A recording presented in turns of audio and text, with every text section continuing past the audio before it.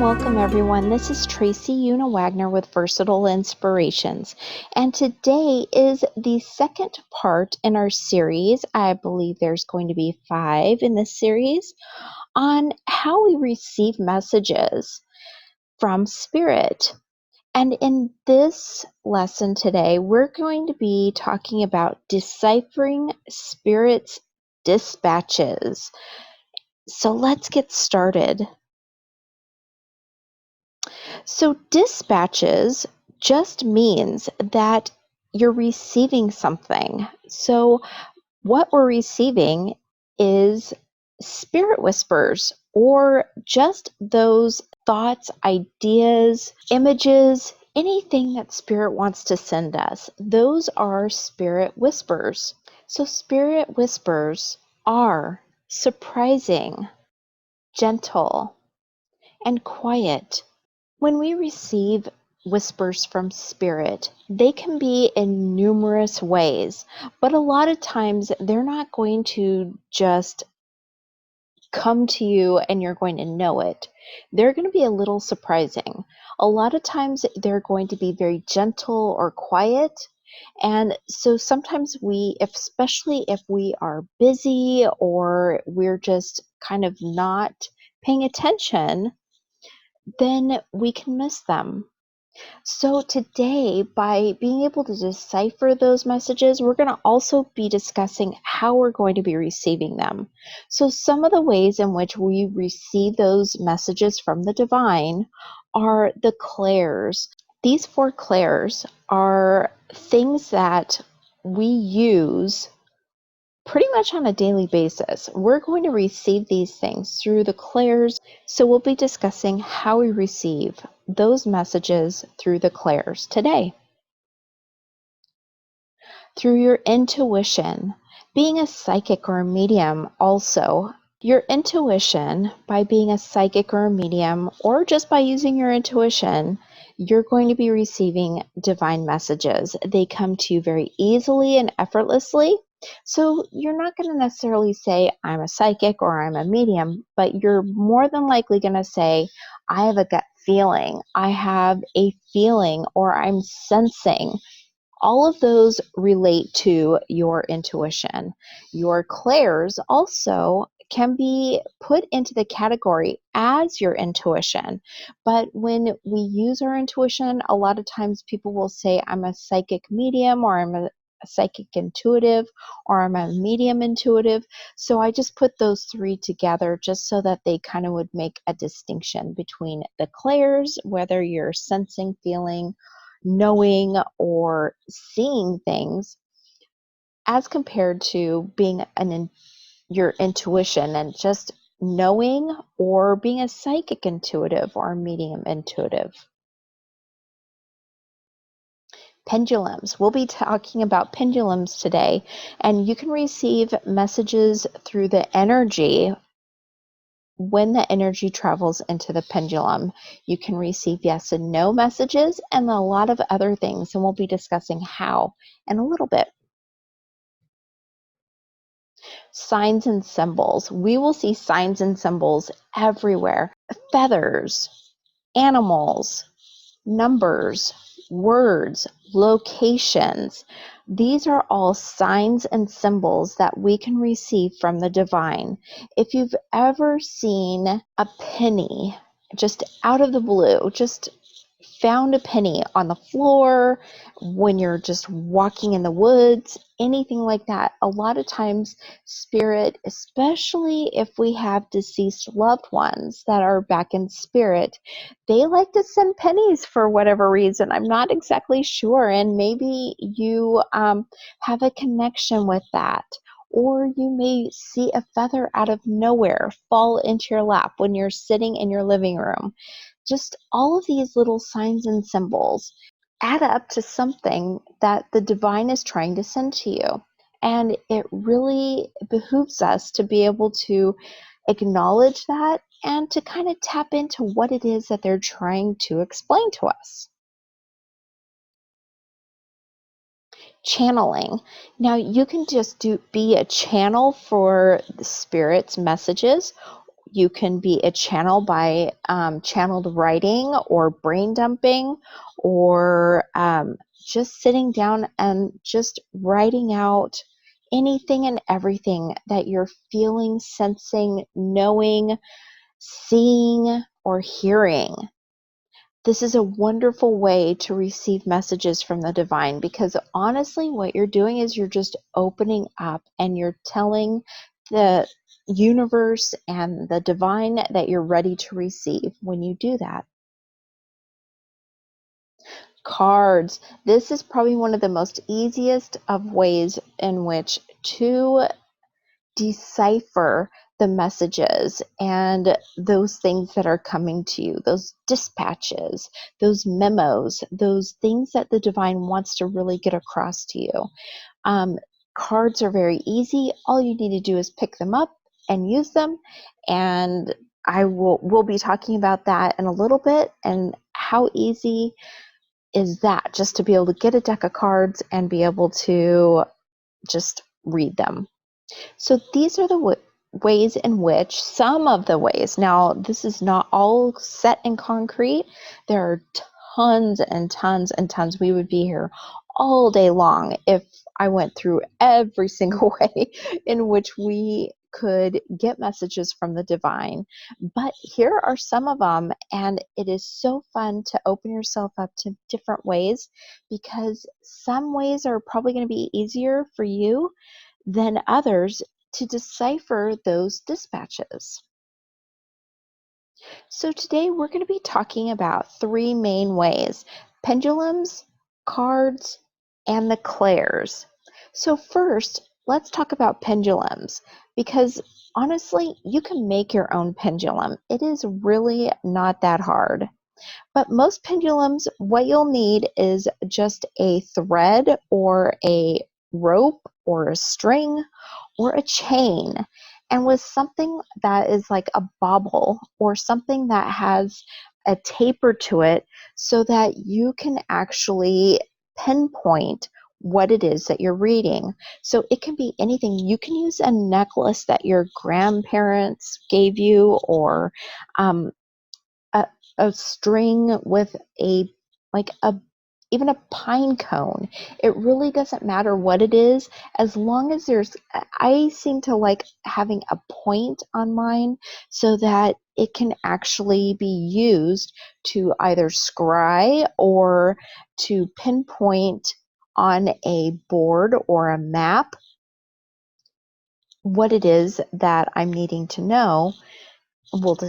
I'll show you that in just a little bit. But also, with having that point, you can really see which way it's spinning or which way it's pointing. Now, for some people, it's going to spin clockwise and counterclockwise, especially if you're asking a yes or no answer. Also, what it can do is either swing horizontally back and forth, and then vertically up and down for different answers. So when we use a pendulum and a board or a map, it can be as easy or as complicated as you want.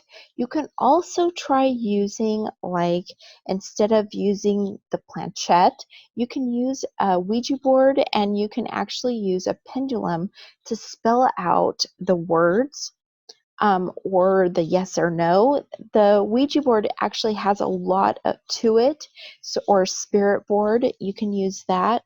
But you can make up your own quite easily. If you make up your own, you don't need it as complicated as what this picture is showing. You can use, just so easy, a yes or no. So just by putting a piece of paper down and putting a line down the middle and putting yes on one side and no on the other, that will actually be beneficial for you to ask yes and no questions. And it can be any question that you want. What you'll notice is that the pendulum, and just make sure to make sure that you know what your yes and no are if you're not using a board, if you're just going to be using back and forth as a yes and up and down as a no, or clockwise as a yes and counterclockwise as a no, make sure you figure out how your pendulum is going to answer you before you start, because sometimes it gets a little complicated. And I even just write down, because my pendulum honestly has gone from counterclockwise to clockwise as a yes and no, to up and down and sideways as yes and no. So I usually just write down what it is, and then if it's a longer session, I usually go back and ask just to make sure that we're still dealing with the same yes and no. So you can use that as well. But the yes and no is probably one of the easiest with your pendulum to be able to answer. And especially with a board, it's going to be even easier than trying to remember if it's counterclockwise or if it's vertical or if it's, clockwise and horizontal. So it's going to be a little bit easier to have that board there, especially for beginners. That way you can see which way it's really pointing. So what you'll see when you're doing the pendulum work is, especially with having your pendulum, make sure to put it in the middle. Now, you can also use just something that will hold your pendulum, so you're not necessarily holding it. You can just set your hand over the pendulum if it's on a rack, and it will do the same thing. All it's doing is it's using your energy and the energy of spirit to be able to answer the questions for you. So with that, making sure that your pendulum really is kind of lining up with that center line, and then going and just asking it to show you a yes or no. Now, by it being at a standstill, not moving whatsoever, it may take a little while for it to get going. So some people actually started off by just moving it a little bit so that it can start rocking on its own, and then waiting a couple seconds just to see which way, whether it's going more towards the yes or more towards the no. There's going to be a tad bit of a backswing to it, so that it'll either be a little bit of a backswing and you're going to see the majority of the swing on the yes or the no. It's kind of difficult to understand unless you see it and it happening, but honestly, it is very easy to see and answer those questions, especially if you just sit and watch it for a little while. When you work more and more with your pendulum, it's just like anything else. You're going to be able to recognize it very easily. Now, there's other things that you can ask that go beyond yes and no. Maybe you're looking at moving. This way, you can actually see which state feels better to you, which state is more energetically aligned with where you should be moving. Would that be California, Hawaii, Arizona, Florida? And on this board, you'll notice there is a black circle in the middle. Now, this is just to help align your pendulum, just get it to be in middle ground so that you see that it's right in the middle. And therefore, if it's not swinging very hard, you can kind of see which area it's really wanting to swing more. So there again, all three of these spaces are going to be on a backswing, or they're going to be maybe bumped in those boxes just a little bit. But you're going to have one that's going to stand out, one that is an upswing, or there's a more, you'll see that it's hitting this box a lot more than the others. And so that would be the state, or maybe it's a job, or maybe it's anything. I mean, a vacation, anything. So your pendulums can help you with that as well. Now, you can also get very complex, and you can make as many spaces as you want. Just know that the more spaces that you need, you're gonna want to pay more close attention to where your upswing is, and just making sure where those smaller um, those bumps come in, so that you're not, the more that you have on there, the harder it is to actually see. So try to be more on the yes and no side when you're working with a pendulum. The cards. Now, for me, this was groundbreaking on being able to decipher those dispatches that were coming to me. Before I really started using my intuition, or even really knowing what the clairs were or what a pendulum was or anything like that, I'd heard of cards. The first ones that I worked with were oracle cards. But what you've probably heard more from are tarot cards. And this is a deck of tarot cards that have, you've probably heard of the Star and the Magician and the World card. There's these cards, and they have different suits, and they're very complex. They really are. They're not hard to use, but they are complex. They give you a lot of information. Something that I recommend for a lot of people that are just starting out or want quick and concise messages without having to have a book by you or having to really delve deep into what the meanings are reverse wise as compared to getting one just upright, are oracle cards. These are very easy to work with. A lot of them have beautiful pictures. Some of them have meanings on them so that you don't have to worry about picking up a book right away. You can see just by reading what's on the card what is meant by that card that you've picked. They also may have numbers and letters or symbols. These are all to help you decipher. And what it does is it really just kind of gives you a narrow view of maybe what is coming to you. Now, with tarot, like with the star card, what you're going to see is you're going to see that star card. You're going to see a number, usually in Roman numerals. And what they really, everything on this card, you can interpret. But for oracle cards, it's right there. So all you need to worry about is looking and reading the card. Now, maybe the color may represent something to you, and that's great. That's a sign or a symbol to you. The cat in and of itself, in what I've chosen here, be a sign or a symbol to you. Maybe your deceased cat is coming to you with a message. And maybe that message is that you need to set healthy boundaries. And the cat is coming to you, your pet may be coming to you just to remind you that you need to set some healthier boundaries. Now, you'll also notice there are some numbers on there.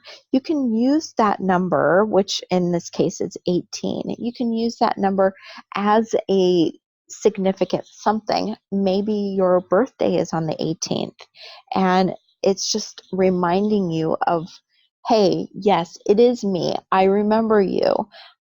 I remember you personally because your birthday was the 18th. I am your cat. I'm just coming here to tell you that you need to set healthier boundaries. Or it may be that you take that 18 and you use numerology. You do 1 plus 8 equals 9. And what does 9 mean to you? Or 9 usually means enlightenment or a spiritual connection, which in this case, you have a spiritual connection with the cat. So the cards are very easy, especially oracle cards are very easy to work with because they just kind of give you, working with your energy, your spirit team, and the energies that are just out there in the divine world, they give you the opportunity to decipher those divine dispatches. The clairs. With the clairs, what I really want you to understand, it is your intuition. It really is. It's your intuition running in these 4 different areas: claircognizance or clear knowing, clairsentience or clear feeling or sensing, clairaudience or clear hearing, and clairvoyance or clear seeing. So you and I and everyone has intuition, and you have abilities that come easier to you. You're either going to get a gut feeling, you're going to sense something, you're just going to know something, you're going to hear something, or you're going to see something. And a lot of times we take these for granted. We don't think of them as ways in which we're communicating with the divine. A lot of times we just don't even think about it. We just get those feelings, we get those hits, we get those ideas or those little things that we just sense. And we don't think of it as clairs. We just think of it as, oh, well, I guess, I knew something that maybe I didn't. And that's right. Now, the 2 that you probably are very in tune with are claircognizance or clear knowing. It just kind of pops into your head, or clear sentience, that intuitive gut feeling. You just sense something. Or sometimes in the case of being around spirit or having a loved one come to you, or angels even, you'll get the hairs on the back of your neck or on your arm, or you'll just get goosebumps. A lot of times that's that clear sentience, that clear feeling or sensing. Now, as you use your intuition, as you acknowledge and believe, you'll start receiving even more. And especially if you are someone who does meditation or you do yoga, something that requires almost a going within, something that requires you to kind of block out everything else that's going on around you. That's when the clairaudience and clairvoyance are going to probably come in even stronger. Clairaudience happens, especially some people think that they're experiencing what's called monkey mind or to-do lists or things that are just bombarding your meditation practice in your thoughts. But sometimes those are just your divine dispatches coming to you. And that could be clairaudiently, you just hear things. You're just hearing things come to you. And that's why I think it's a great idea to actually have a journal or just a notebook or just something next to you when you're meditating, because sometimes those things come to you and they're just quick and fleeting. And it's good just to be able to write that down and let it go. Otherwise, you may struggle that, oh my gosh, I had a great idea during my meditation and now it's gone. Truly, it's never gone, but you just feel like it and you can stress out about it not being there on demand. But if you have that piece of paper or something there, you can just jot it down and then let it go, because you'll remember afterwards. Clairvoyantly, if you have your eyes closed and you see something, something comes into mind, someone comes into mind, this is your clairvoyance. This is you seeing clearly something or someone that just comes to you. And when we work in that way, those images that come to us, or those people or things that come to us, as we do, they become clearer and clearer and more in focus. And it's just an amazing experience. So working with these clairs or your intuition will actually help to decipher those divine dispatches even more. The thing about any of this is that we really need to be open and willing to different ideas, to different things that are around you. And don't just pick up a pendulum or cards or just rely on your intuition. Think about ways in which you would like to receive information from the divine, from spirit, and go with that. Maybe you want to work with totem animals and you want to go out into nature and actually experience them. Being careful, mind you, but just by being in nature, you're surrounding yourself with their energy and you can receive messages from them and from your spirit team in that way. Also, if you are, let's see, if you are more apt to painting and drawing or being artistic, allow yourself to open up to receiving messages while you're doing those things, or channel and do the art project by painting what you see, what you feel, what you just know to be. That is a wonderful way to be open as well. Now, something also that I think a lot of people that are new to doing this kind of struggle with is believing the messages that are coming to you. It's hard sometimes, especially when you don't have necessarily proof from someone else that what is happening is really happening to you, especially in the intuitive mode. What you can believe, though, is that you are getting these hits for a reason. As you work with it and as you get these divine hits and you believe them and you follow through with them, as you have win after win after win of these ideas and things coming to you and them working out for your highest and best good, you're going to be able to trust and believe those things.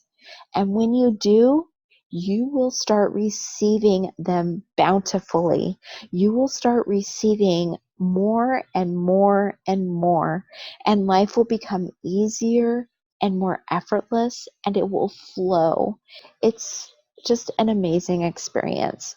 And these ways, through your pendulum, through the cards, or just by working with your intuition, are wonderful ways in which you can decipher certain messages as they come to you from spirit and the divine easily and effortlessly.